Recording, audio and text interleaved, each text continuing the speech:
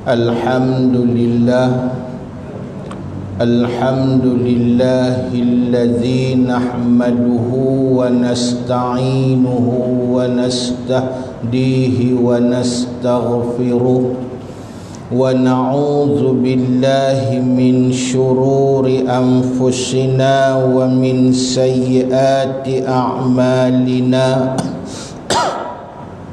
Man yahdihillahu fala mudilla lahu wa man yudlilhu fala hadiya lahu. Arsala rasulahu bil huda wa dinil haqq liyuzhirahu 'alad dini kullih walau karihal kafirun. Asyhadu an la ilaha illallah wahdahu la syarika lah wa asyhadu anna Muhammadan abduhu wa rasuluh sayyidul jinni wal bashar. Rabbi syrah li sadri wa yassir li amri wahlul 'uqdatan min lisani yafqahu qawli. Allahumma arinal haqqa haqqan warzuqna ittiba'ah wa arinal batila batilan warzuqna ijtinabah. Qala Allahu ta'ala fil Qur'anil aziz, a'udzu billahi minasy syaithanir rajim. Alladzina yastami'una al-qawl fayattabi'una ahsana. Ulaika alladzina hadahumullah wa ulaika hum ulul albab. Sadaqallahul azim. Muslimin musliman rahimahullah, pertama-tamanya pada pagi ini, pagi yang penuh dengan rahmat dan barakah, pagi di mana hati kita sedang dihidupkan oleh Allah. Marilah sama-sama kita mulakan kuliah kita pada pagi ini dengan sama-sama kita rafa'kan sekali lagi kesyukuran yang tak terhingganya kepada Allah di atas limpah kurnia rahmat dan inayah yang pelbagai dan cukup banyak. Maka dengan segala nikmat dan pemberian Allah itu, kita dapat manfaatkan sepenuhnya untuk kebahagiaan hidup kita di dunia dan juga di akhirat Allah Subhanahu wa ta'ala. Jadi iaitulah antara nikmat yang dimaksudkan kita sentiasa ulang, iaitulah iman, Islam, tauhid dan ma'arifah. Inilah dia asas kebahagiaan hidup manusia di dunia dan juga di akhirat Allah Subhanahu wa ta'ala. Jadi tuan-tuan dan saya merupakan orang yang bertuah. Allah Ta'ala pilih kita untuk dapat menghidupkan iman, menghidupkan Islam, menghidupkan tauhid, menghidupkan ma'arifah dengan bimbingan utama ilmu dan hikmah. Jadi kita dipilih di kalangan banyak-banyak manusia untuk pagi ini sekali lagi menghidupkan majlis ilmu yang penuh dengan keberkatan, sehingga disebut di dalam hadis Nabi sallallahu alaihi wasallam, innal malaikata latad'u ajnihatiha ridan bima yatlubu aw kama qala. Sesungguhnya malaikat menghamparkan sayap kepada orang yang duduk di dalam halaqah majlis ilmu. Pasal apa malaikat hamparkan saya? Salah satunya ialah kerana ridwan ma yatlubu, cukup redha dan berkenan sungguh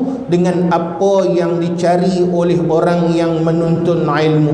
Tentulah dengan ilmu ini kita tidak cari lain dan tidak cari bukan, yang kita cari ialah mardatillah, keredaan Allah Subhanahu wa taala. Jadi untuk memulakan juga kuliah kita pada pagi ini, iaitulah dengan berkitab. Kita mulakan dulu dengan hadiah Fatihah kepada Nabi sallallahu alaihi wasallam, kepada segala mukminin dan juga muslimin dan muslimat, dan yang terutamanya pengarang kitab kita ini yang penuh dengan rahmat dan barakah, manfaat risalah yang dia tinggal kepada kita. Kita dapat pedoman sepenuhnya untuk melayari bahtera kehidupan dengan penuh barakah daripada Allah Subhanahu wa taala. Ila hadratin Nabi Mustafa Muhammadin sallallahu alaihi wasallam wa kaffatil anbiya'i wal ulama wasyuhada wassalihin, khususan ila musannif hadzal kitab syai'un lillah ilahumul fatihah.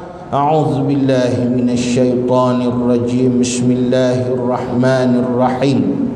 Alhamdulillahi rabbil alamin, arrahmanir rahim, maliki yaumiddin.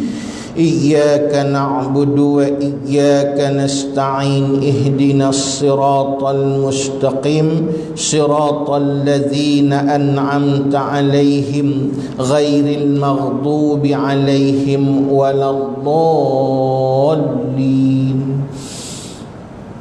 Muslimin muslimat rahimahullah. Jadi kita tengok dulu yang muka surat pertama tu, hak mula-mula sekali kita nak berkenalan dulu dengan kitab.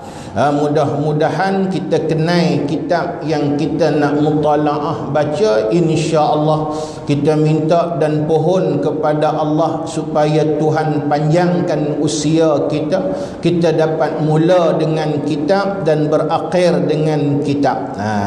Iaitulah disebut, inilah kitab yang bernama Bisyaratul Amilina wa Nazaratul Ghafilina. Itu nama kitab tu, Bisyaratul Amilina wa Nazaratul Ghafilina. Makna apa tu?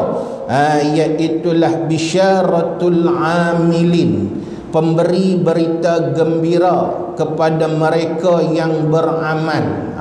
Jadi kalau bahasa modernnya, iaitulah orang panggil apa? Motivasi kepada orang yang beramal.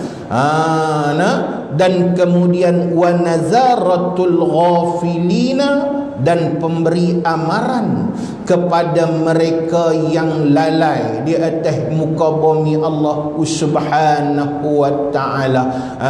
Iaitulah ancaman kepada orang yang lalai kepada Allah.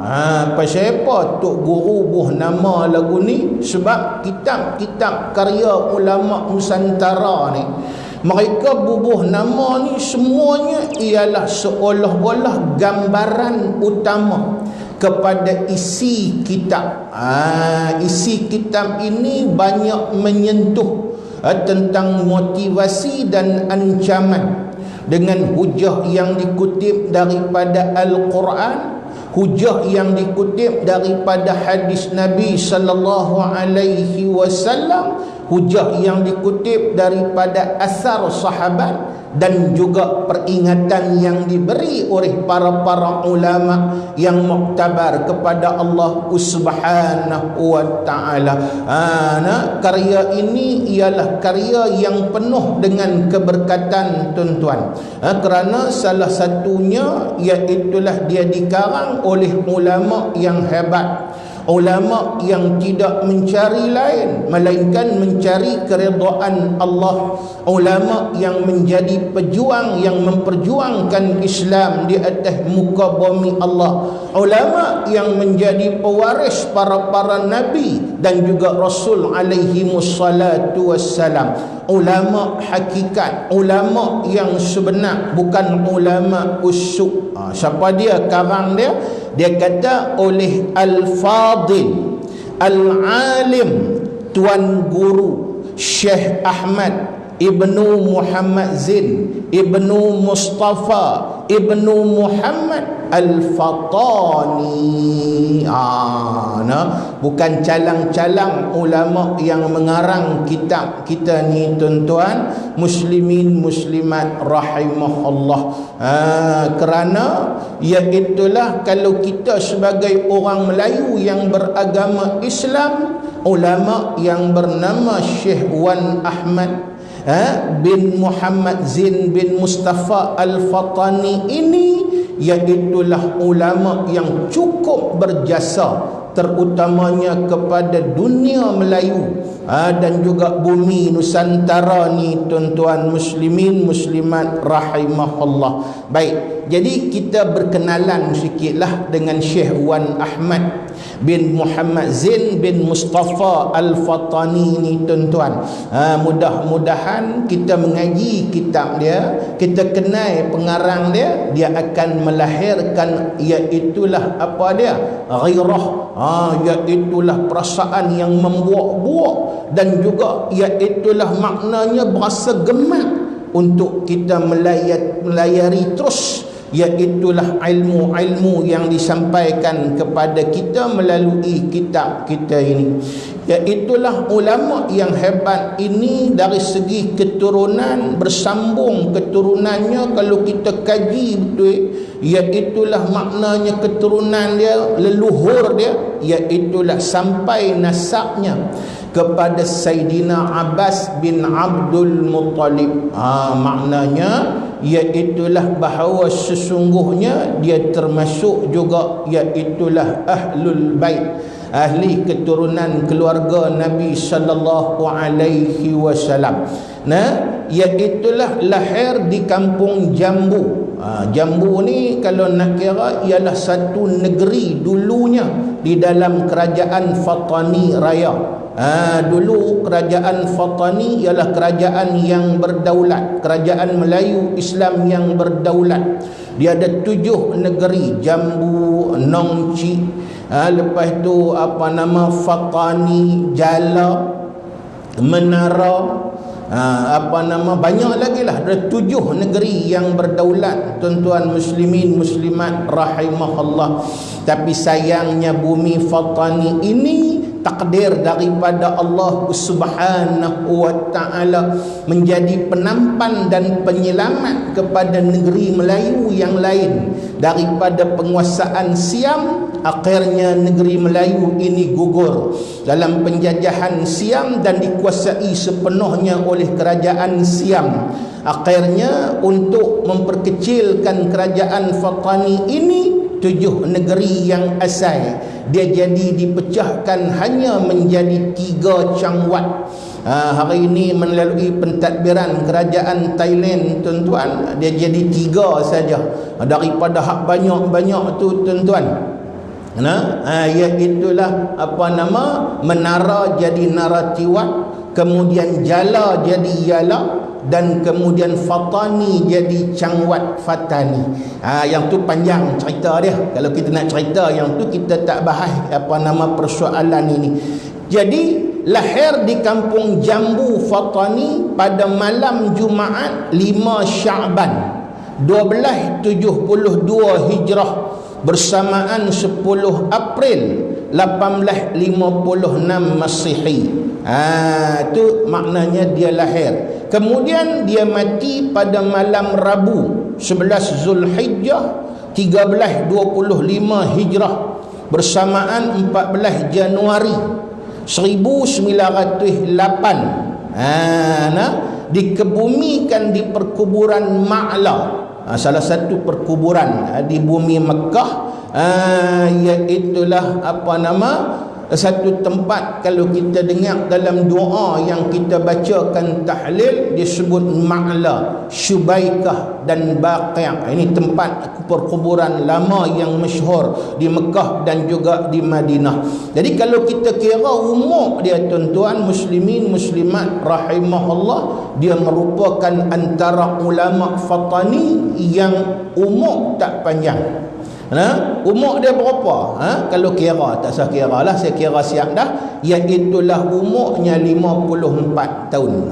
Tak panjang lah, makna tak tua lah umur 54. Kalau zaman kita, kalau mati umur 54 ni kira maknanya tak disebut sebagai tua lagi lah, walaupun kalau nak kira masuk umur tua dah.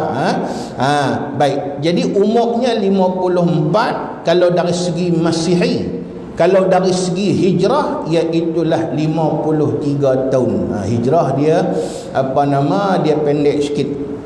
Baik.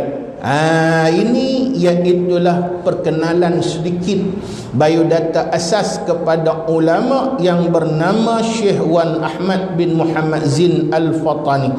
Iaitulah dia mula belajar kepada bapa dia.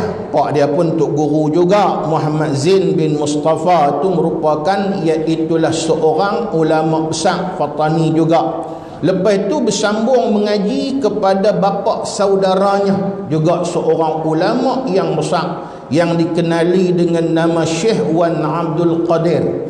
Kalau kita buka dalam iaitulah manaqib ulama-ulama besar Fatani, tuan-tuan akan jumpa satu sosok tubuh yang bernama Tok Bendang Daya. Tok Bendang Daya tu merupakan bapa saudara dan merupakan guru kepada Syekh Wan Ahmad ini. Kemudian dia terus menuju ke Mekah, mengaji di Mekah. Antara guru-guru dia yang paling hebat yang dia belajar, tuan-tuan kalau nak cerita sebut ramai lah, tapi saya nak sebut contoh antara guru-guru yang hebat, Syekh Ahmad bin Zaini Dahlan. Ini salah seorang mufti Syafi'i di Mekah Al-Mukarramah, hebat. Lepas itu Syekh Muhammad bin Sulaiman, Syekh Abdul Qadir bin Abdul Rahman Al-Fatani, Syekh Wan Ahmad bin Muhammad Ali Kutan Kelantan. Tok Wan Ali Kutan ni pun ulama yang cukup hebat. Lepas tu iaitulah Syekh Nikmat Kecil. Syekh Nikmat Kecil ialah pengarang kitab Matla'ul Badrain yang cukup terkenal itu, tuan-tuan muslimin muslimat rahimahullah. Ni saya petik antara ulama-ulama hebat yang menjadi pendidik kepada dia, tuan-tuan muslimin muslimat rahimahullah. Kemudian iaitulah dia melawat Baitul Maqdis, dan kemudian dia belajar kepada 2-3 orang ulama di sana. Kemudian sambung pula iaitulah di Universiti Al-Azhar Mesir. Kira masa dia mengaji dan tempat dia mengaji itu memang merupakan iaitulah maknanya tempat yang hebat. Jadi saya nak sebut sikit antara maknanya kepakaran dia, tuan-tuan. Banyak kalau kita nak sebut ni. Antara yang hebat bagi diri dia, tuan-tuan, dia merupakan ulama Melayu yang pertama yang membuat penyelidikan di dalam bidang kimia, bagaimana untuk bahawa hakikat sehingga mampu untuk mencipta logam emas daripada pelbagai unsur. Tapi sayangnya, tuan-tuan muslimin muslimat rahimahullah, iaitulah bahawa sesungguhnya formula tu ada pada dia. Dia catat formula dan dia berjaya menghasilkan pelbagai unsur untuk menghasilkan emas. Kemudiannya iaitulah pada tahun 1903 ni, tuan-tuan, dia bakar buang formula tu, tuan-tuan. Dia tak orang panggil apa, sebelum dia mati dia bakar buang formula tu. Pasal apa? Dia takut terlepas kepada orang lain dapat disalahgunakan oleh orang lain. Dia ambil formula tu, dia pergi buat keluar unsur untuk melahirkan emas dan sebagainya. Payah ceritalah tuan-tuan muslimin muslimat rahimahullah. Itu satu antara kehebatan dia. Kehebatan yang kedua, dia juga merupakan antara ulama Melayu, iaitulah yang belajar bidang perubatan, dan kemudian iaitulah mampu untuk berobat orang, dan gurunya yang paling utama iaitulah seorang tabib yang terkenal, Syekh Abdul Rahim Al-Kabuli, yang berasal daripada Afghanistan, dan dia juga merupakan ketua kepada panel pentasahih kitab-kitab Melayu, iaitulah di Mesir, antaranya kitab Hidayatus Salikin Syekh Samad Palembang, begitu juga kitab Sabilal Muhtadin Syekh Muhammad Arsyad Banjak, dan juga iaitulah di maktabah di Turki. Dan kalau kita nak sebut anak murid dia cukup banyak tuan-tuan, kerana iaitulah bahawa hakikat dia merupakan seorang ulama yang memimpin orang-orang Melayu untuk bangkit menentang penjajahan di bumi Melayu. Masa tu Mekah menjadi pusat kegiatan iaitulah menyedarkan masyarakat Melayu, sebab kebanyakan dunia Melayu Nusantara waktu itu terbabit dengan penjajahan, sama ada Portugis, Belanda dan juga Inggeris. Maka iaitulah kesedaran untuk bangkit menentang penjajah ini banyak datang daripada siapa? Iaitulah maknanya ulama-ulama hebat, antaranya Syekh Wan Ahmad bin Muhammad Zin Al-Fatani. Nak cerita anak murid dia banyak, tapi cukup saya sebut bagaimana dia mengenal iaitulah potensi anak-anak murid dia. Antaranya cara dia mengenal tuan-tuan, dia mengajar anak murid dia, kemudian dia tengok kawan ni sesuai bidang apa, kawan ni sesuai bidang apa, mengaji sama, tapi dia latih itu untuk jadi orang yang macam mana. Antaranya di bumi Kelantan, dua anak murid dia yang terkenal, seorang bernama dan gelaran Datuk Perdana Menteri Kelantan, pasal dia atih jadi orang panggil apa, pemimpin. Pasal dia nampak kawan ni berpotensi untuk menjadi pemimpin. Kalau tuan-tuan yang mengaji, dia pengarang kitab Pati Rahsia yang cukup terkenal itu tuan-tuan muslimin muslimat rahimahullah. Dan antara anak murid dia yang cukup terkenal lagi iaitulah Syekh Hasan bin Panglima Munas. Yang ni kalau kita sebut tu mungkin banyak orang tak kenal. Dia kena sebut nickname dia yang terkenal. Siapa dia? Iaitulah Tok Janggut. Ulama hebat ni tuan-tuan muslimin muslimat rahimahullah, yang mencetuskan pertempuran Tok Janggut di bumi Kelantan, bumi Pasir Putih tuan-tuan. Itu sejarah panjang, tuan-tuan boleh tengoklah. Bagaimana dia tengok Syekh Hasan ni, iaitulah dia mempunyai jiwa pejuang, jiwa mujahid. Maka iaitulah dia latih sungguh-sungguh sehingga dia mampu untuk bangkit berjihad di bumi Kelantan tuan-tuan muslimin muslimat rahimahullah. Itu sedikit biodata. Kalau nak cerita panjang tuan-tuan, supaya saya cerita benda ni ialah untuk kita mengenal kitab yang kita mengaji dan pengarangnya tuan-tuan muslimin muslimat yang dirahmati oleh Allah Subhanahu wa taala. Jadi kitab kita ni kitab yang cukup lama. Jadi maknanya dia boleh bertahan begitu lama, itu tanda keberkatan daripada Allah. Berapa umur kitab ni tuan-tuan? Kita nak tengok macam mana boleh tahan sampai lama, dan iaitulah berapa lama dah usia kitab ni. Sempat saya tengok dan buat kajian, iaitulah selesai ditulis kitab ini. Maknanya Tok Guru kita menyebut dia tulis kitab ni selesai iaitulah pada 14 Rabiul Akhir 1304 Hijrah bersamaan 9 Januari 1887 Hijrah. Kira tengoklah, kalau kata tahun Hijrah 1304 la 1441. Berapa dah tu? Saya kalau tak salah saya lah, lebih kurang 1300, bukan, lebih kurang 130 tahun lebih dah kitab ni tuan-tuan muslimin muslimat rahimahullah. Inilah dia kitab yang bernama Bisyaratul Amilin. Kita mula masuk tuan-tuan perbicaraan kitab pada muka surat 2. Inilah dia mula-mula kita nak baca tuan-tuan sikit. Qala al-musannifu rahimahullahu ta'ala wa nafa'ana bi'ulumihi fid darain amin.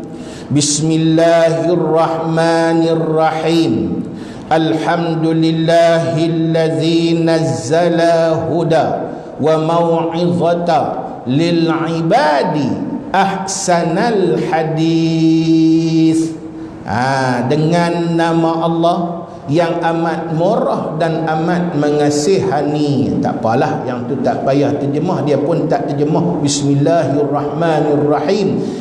Tapi kita sudah maklum bahawa iaitulah antara sebab utama kenapa dimulakan kitab ini dengan Bismillahirrahmanirrahim. Bukan takat kitab ni, bukalah kitab mana pun Tok Guru akan mulakan dengan Bismillahirrahmanirrahim. Dengan nama Allah yang amat murah dan amat mengasihani. Apa sebab? Sebabnya satu, iaitulah mengikut Al-Quran. Pasal dalam Al-Quran iaitulah bahawa sesungguhnya kebanyakan ayat dimulakan dengan Bismillahirrahmanirrahim. Mengikut sendiri Allah Subhanahu wa ta'ala, maka ditulis dengan Bismillahirrahmanirrahim.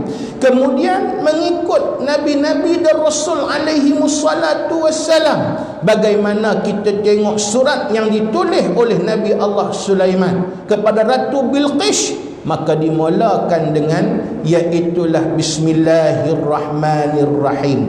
Dan yang paling penting ialah untuk meraihkan apa yang disebut oleh hadis Nabi sallallahu alaihi wasallam, iaitulah Nabi sebut kullu amrin zibalin la yabda'u bil basmalah fahuwa aqta' au kama qala. Setiap perbuatan yang boleh mendapat pahala, kita tak mulakan dengan Bismillahirrahmanirrahim, maka akan terputus.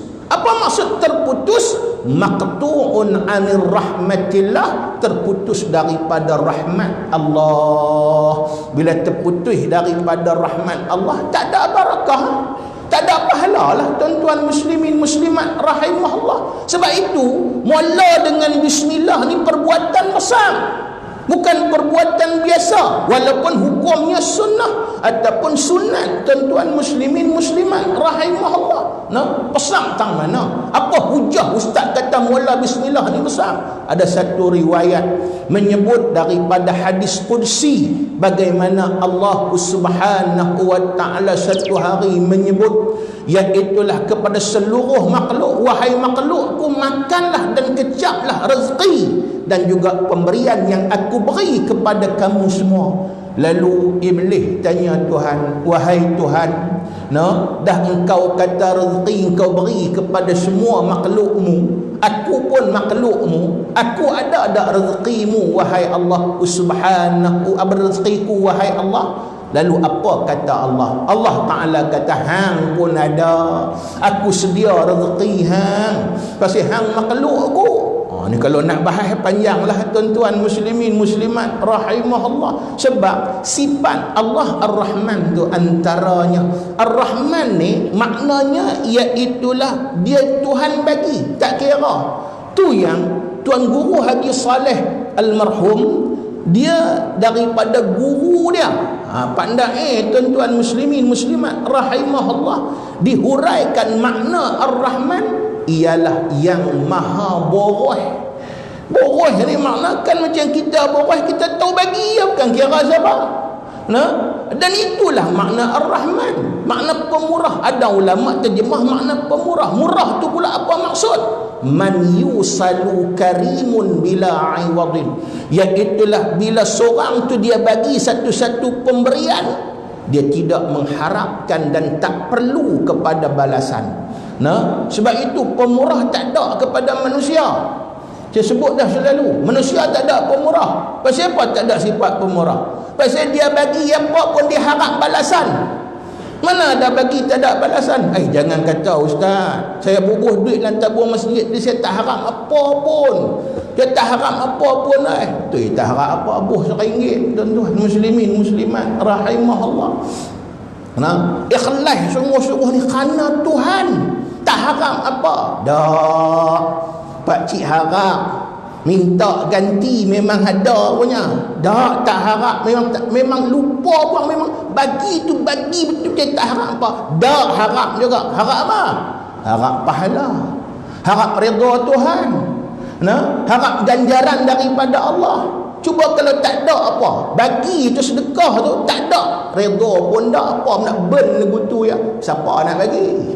Nampak bagi tuan-tuan. Sebab itu manusia tak ada sifat pemurah. Sifat man yusalu karimun bila iwadin itu hanyalah layak ada pada Allah Subhanahu wa ta'ala. Pasal apa? Pasal Tuhan tak perlu ganti. Sebab Tuhan bersifat kamalan, sifat yang iaitulah maha sempurna. Sempurna ni apa dia? Tambah pun tak boleh, korang lagi tak boleh. Kira lagu itulah tuan-tuan muslimin muslimat rahimahullah. Pasal itu syaitan, iblis ni musuh Tuhan. Tetap Tuhan bagi juga rezeki pada dia, bagi buat apa? Kalau kita musuh tak bagi dah. Musuh. Tapi Tuhan bagi dan Tuhan janji. Iblis jadi heran, iblis tanya pada Allah, iaitulah kalau ada rezekiku, mana dia rezekiku? Ni nak terjemah maksud dan nak bagi faham makna aqta' tu. Pasal apa dia terputus daripada rahmat Allah? Apa salahnya tak mula kalau kita mula makan, tak mula dengan bismillahirrahmanirrahim? Dosa lah. Dah. Minum tak mula dengan bismillahirrahmanirrahim? Dosa lah. Jima' tak mula dengan bismillahirrahmanirrahim? Dosa lah. Tu dia nak bang bagi. Ataupun dia tulis kitab, dia tak mula dengan bismillahirrahmanirrahim, dosa lah. Dah habis. Pasal apa Nabi sebut aqta'? Jadi iblis bertanya kepada Allah, mana dia rezekiku? Lalu apa jawab Allah Subhanahu wa ta'ala? Allah Ta'ala menyebut, iaitulah rezekimu wahai iblis, iaitulah yang aku anugerahkan kepada semua manusia. Tapi manusia itu bila dia mengecap nikmat dan rezekiku, dia tak mulakan dengan menyebut namaku. Pasal itu salah dia tang tu, terputih rahmat dia tang tu tuan-tuan. Pasal apa? Bila kita makan tak mula dengan bismillahirrahmanirrahim, maknanya kita berkongsi dengan iblis. Iblis musuh kita. Tiba-tiba kita tolong jamu dia sama, hak kita makan separuh kita bagi kat dia. Minum tak mula dengan bismillahirrahmanirrahim, jawab dia kita tolong dia. Tuan-tuan muslimin muslimat rahimahullah. Begitulah seterusnya. Kalau bak makan dan minum pun dituntut mula dengan bismillahirrahmanirrahim, apatah lagi perbuatan yang cukup baik demi keredaan Tuhan. Maka sebab itulah dimulakan dengan bismillahirrahmanirrahim. Pasal itu kita pun kena jadi budaya. Kalau boleh apa pun yang jenis baik, maka mulakanlah dengan bismillahirrahmanirrahim. Nak bisa bukan senang. Memang kadang-kala kita ni dia nak bagi jadi ni, dia kena jadi beat. Beat ni bahasa kampung kita kata nak jadi tabiat. Tabiat ni mana kita buat apa automatik dia akan keluar. Kita tak jadi beat lagi. Kadang teringat baru mula bismillahirrahmanirrahim. Tapi hak teringat tu sekali sekala, hak tak teringat tu keram. Keram tak teringat tuan-tuan muslimin muslimat yang dirahmati oleh Allah Subhanahu wa ta'ala. Baik. Alhamdulillahillazi nazzala hudan wa mau'izatan lil ibadi ahsanal hadis. Bermula segala puji itu bagi siapa? Bagi Tuhan yang menurunkan. Turun apa tu tuan-tuan muslimin muslimat rahimahullah. Sebelum kita nak tengok Tuhan yang menurunkan apa, dia sebut bermula puji. Dan bermula puji maksudnya bermula segala puji. Dan puji itu pula apa maksud puji? Kita disebut puji, apa dia puji? Ulama sebut makna puji ialah meletakkan sesuatu keelokan kepada yang berhak dan yang layak. Meletakkan sesuatu keelokan kepada yang layak dan yang berhak. Siapa yang berhak? Allah Subhanahu wa ta'ala. Tuan-tuan, kita sebenarnya tak berhak untuk mendapat sebarang pujian sebab kita tak layak. Pasal itu kalau kita tengok pujian tadi, alhamdu, alif lam tu alif lam apa? Ulama menterjemah makna alif lam tu ialah alif lam, sebahagian ulama kata alif lam istighraq. Apa dia alif lam istighraq? Alif lam istighraq makna alif lam menghabiskan.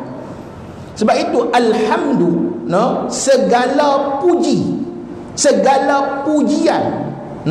Maksudnya hapaklah pujian apa pun semuanya untuk Allah. Tu lillah, milik Allah. Lam lil milki, milik Allah Subhanahu wa ta'ala. Ada ulama sebut alif lam tu alif lam jinsiyah. Jinsiyah ni makna apa? Jinsiyah ni makna jenis. Jenis puji apa pun hanya lillah, tertentu hanya bagi Allah. Itu yang kita mengaji, tuan-tuan pun mengaji dah. Iaitulah kita mengaji puji qadim bagi qadim, puji hadis bagi hadis, puji hadis bagi qadim, puji qadim bagi hadis, puji Tuhan bagi Tuhan, puji makhluk bagi makhluk, puji makhluk bagi Tuhan, puji Tuhan bagi makhluk. Semuanya kembali kepada siapa? Kembali kepada Tuhan, bukan kepada makhluk. Baik itu kalau kita puji makhluk pun sebenarnya kita memuji siapa? Memuji Tuhan, bukan puji makhluk. Sebab itu makhluk tadi bila dia dengar satu-satu pujian, dia dapat satu-satu pujian, dia sebenarnya tak boleh timbulkan sifat takabur, sifat sombong, sifat bongkok. Sebab apa? Sebab yang dipuji bukan dia, yang dipuji ialah Allah Subhanahu wa ta'ala, tuan-tuan. Jadi nak hurai panjang lagi, itulah perkenalan kita pada pagi ini. Dan kita pun kena ikut SOP, tuan-tuan muslimin muslimat rahimahullah. Bermula puji itu bagi Tuhan yang menurunkan. Yang menurunkan apa? To be continue. Tanda tentu, tuan-tuan muslimin muslimat rahimahullah. InsyaAllah ada umur kita sambung balik, tuan-tuan muslimin muslimat yang dirahmati oleh Allah Subhanahu wa ta'ala. Wallahu alam. Kita sambung dalam kuliah kita yang akan datang. Saya mohon ampun dan maaf kalau ada silap dan salah. Yang baik daripada Allah, yang lemahnya saya, walaupun hakikat utama tetap daripada Allah. Kita tunda kuliah kita ini pada waktu yang lain dengan kita hadiahkan Fatihah kepada Nabi sallallahu alaihi wasallam, sahabat, ijma' ulama dan mereka-mereka yang telah mendahului kita. Al-Fatihah. أعوذ بالله من الشيطان الرجيم. بسم الله الرحمن الرحيم. الحمد لله رب العالمين الرحمن الرحيم مالك يوم الدين إياك نعبد وإياك نستعين اهدنا الصراط المستقيم صراط الذين أنعمت عليهم غير المغضوب عليهم ولا الضالين. أعوذ بالله من الشيطان الرجيم. بسم الله الرحمن الرحيم. الحمد لله رب العالمين حمدا يوافي نعمه ويكافئ المزيد. Ya Rabbana lakal hamdu kama yanbaghi li jalali wajhika wa 'azimi sultanik. Allahumma zidna ilman wa faqihna fid din wa 'allimna ta'wil. Ya muqallibal qulub tsabbit qulubana ala dinik wa ala ta'atik wa ala maghfiratik. Rabbana atina fid dunya hasanah wa fil akhirati hasanah wa qina adzaban nar. Wassallallahu wasallam alaihi walhamdulillahi rabbil alamin. Assalamualaikum warahmatullahi wabarakatuh.